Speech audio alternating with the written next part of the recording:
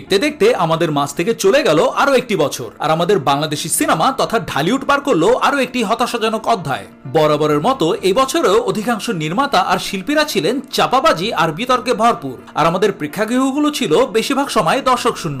হাতে গোনা 2-3টা সিনেমার কথা বাদ দিলে সারা বছর ধরে সিনেমা হলে মুক্তি পেয়েছে 2 ধরনের সিনেমা। এর একটা ধরন হলো সেই অখাদ্য সিনেমা, যেগুলোকে আমি বলি সিনেমা। এই সিনেমাগুলো সিনেমা হলে কাউকে টানতে না পারলেও ফেসবুক বা ইউটিউবের রোস্টিং কন্টেন্ট ক্রিয়েটরদের বেশ উপকৃত করে। অন্যদিকে রয়েছে সেই সব সিনেমা যেগুলো কখনো দেশের খেটে খাওয়া সাধারণ দর্শকদের টার্গেট করে বানানো হয় না, হয় দেশ বিদেশের চলচ্চিত্র উৎসবগুলোতে নাম কামানোর জন্য। সোজা কথা, দেশের সিনেমা প্রেমী ম্যাস অডিয়েন্স এবছরও সিংহভাগ সময় ছিল অভুক্ত। এই হতাশামূলক দৃশ্যপটে এবছর মুক্তিপ্রাপ্ত 5টি সিনেমা নিয়ে তৈরি করেছি আজকের এই বর্ষসেরা top chart. Welcome to Bulls Entertainment. আর আমাদের আজকের আয়োজন 2024 সালে সিনেমা হলে মুক্তিপ্রাপ্ত সেরা 5 বাংলাদেশি সিনেমা নিয়ে, top 5 Bangladeshi films of 2024। Honestly এই 5টি সিনেমাকে বছরের সেরা 5টি সিনেমা না বলে 2024 সালে ঢালিউডের পজিটিভ হাইলাইট বলাটাই শ্রেয়। বলে রাখা ভালো, এই তালিকাটা শুধুমাত্র 2024 সালে সিনেমা হলে মুক্তিপ্রাপ্ত বাংলাদেশের সিনেমা নিয়ে। কোনো ওটিটিতে মুক্তিপ্রাপ্ত সিনেমা এই তালিকায় অন্তর্ভুক্ত হয়নি। ওটিটিতে মুক্তিপ্রাপ্ত সেরা সিনেমাগুলো নিয়ে আলাদা একটা টপ চার্ট খুব শীঘ্রই আপলোড করা হবে। And last but not the least, এই তালিকাটা সম্পূর্ণভাবে আমার ব্যক্তিগত পছন্দের ভিত্তিতে বানানো হয়েছে, সিনেমাগুলোর কমার্শিয়াল সাকসেস কিংবা ক্রিটিক্যাল অ্যাক্লামেশনকে মাথায় রেখে নয়। চলুন তাহলে আর কথা না বাড়িয়ে মূল আলোচনা শুরু করা যাক। 5, দেয়ালের দেশ। খিদাই একমাত্র খোদা, যা সবকিছু বুলাই দিতে পারে।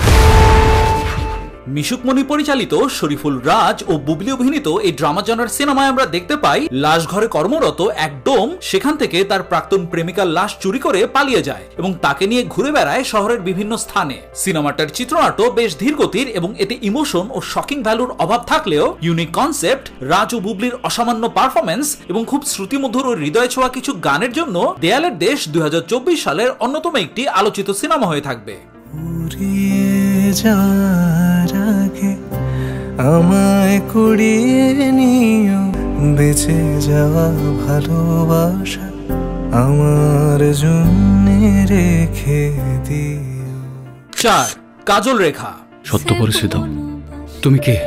আমি কঙ্কন দাসী। মিউজিক্যাল ড্রামা জনরার এই সিনেমাটির পরিচালনায় ছিলেন গিয়াসউদ্দিন সেলিম। শরীফুল রাজ, মন্দিরা চক্রবর্তী ও মিথিলা অভিনীত এই সিনেমাটি ময়মনসিংহ গীতিকার অন্তর্ভুক্ত পালা কাজল রেখা অবলম্বনে নির্মিত হয়েছে।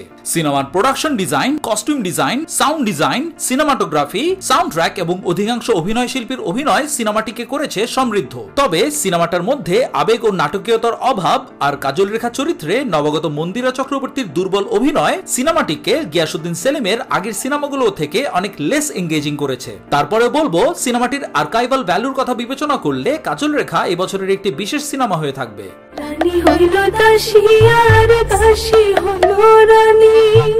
3, তুফান। কিন্তু বাশির ভাই জানতো না আমি একদিন ন্যাশনাল লেভেলে খেলবো। রায়হান রাফি পরিচালিত ও শাকিব খান অভিনীত অ্যাকশন থ্রিলার জনরার এই সিনেমাটি ছিল এবছরের সবচেয়ে বড় ম্যাস এন্টারটেইনার ও ব্যবসা সফল সিনেমা। এই সিনেমাটা যে স্কেলে নির্মাণ করা হয়েছে এবং শাকিব খানকে যেভাবে পর্দায় উপস্থাপন করা হয়েছে তা ছিল আমাদের জন্য অনেক বড় প্রাপ্তি। সিনেমাটার সাউন্ডট্র্যাক ছিল এবছরের সবচেয়ে জনপ্রিয় সাউন্ডট্র্যাক। তবে সিনেমাটার গল্প আর উপস্থাপনায় অরিজিনালিটি না থাকায় রায়হান রাফির অন্যান্য সিনেমার তুলনায় আমার কাছে বেশ পিছিয়েই থাকবে তুফান। এছাড়া তুফান চরিত্রটার গাঁথনি আর মোটিভেশন স্ট্রং না হওয়ায় সিনেমাটার রিওয়াচেবল ভ্যালু খুব একটা নেই। এরপরেও বলবো 2024 সালে সিনেমা হলে সবচেয়ে উপভোগ্য বাংলাদেশি সিনেমা হিসেবে খুব স্পেশাল একটা সিনেমা হয়ে থাকবে তুফান।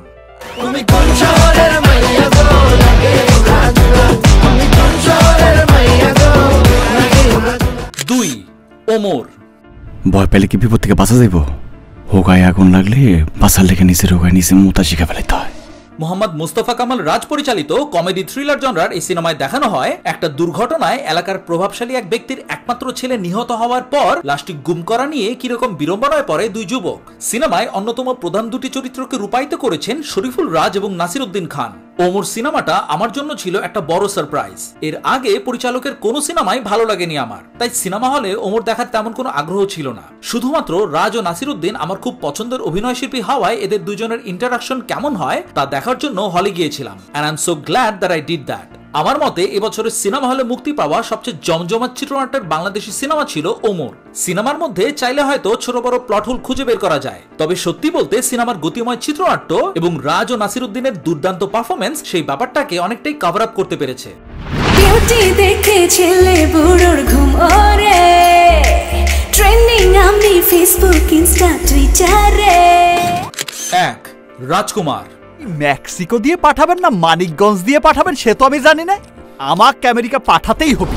হিমেল আশরাফ পরিচালিত এবং শাকিব খান ও কোর্টনি কফি অভিনীত ড্রামা জনারের সিনেমাটা মুক্তির আগে ও পরে বেশ মিশ্র প্রতিক্রিয়ার জন্ম দেয়। সিনেমাটার প্রচারণায় অপ্রয়োজনীয় চাপাবাজি আর অপরিপক্কতার কারণে মুক্তির আগেই বিভিন্ন মহলে সমালোচনার জন্ম দেয় সিনেমাটি। আর মুক্তির পর কোর্টনি কফির দুর্বল পারফরমেন্স এবং শাকিব খানের সাথে তার ম্যারম্যারের রসায়ন দর্শক বিরক্তির কারণ হয়। অনেকে আবার সিনেমার টুইস্ট এবং ক্লাইম্যাক্সে দেখানো বিয়োগাত্মক সমাপ্তি পছন্দ করেননি। সত্যি বলতে প্রথমবার সিনেমা হলে রাজকুমার দেখার পর আমার অনুভূতিও মিশ্র ছিল।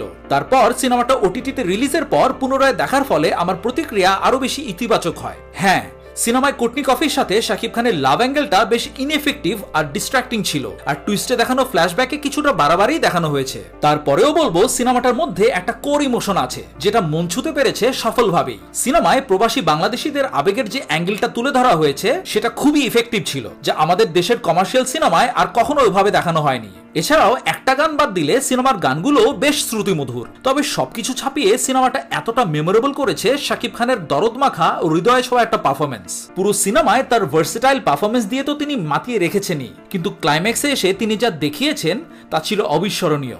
এই বছরটা ঢালিউডের জন্য সত্যিকার অর্থেই শাকিব খানের বছর হয়ে থাকবে। আমার মসজিদ মা মদিনা মা জগৎ বাড়ির একজন ত্রিভুবনে জনমের সুখ মায় আমার একটাই।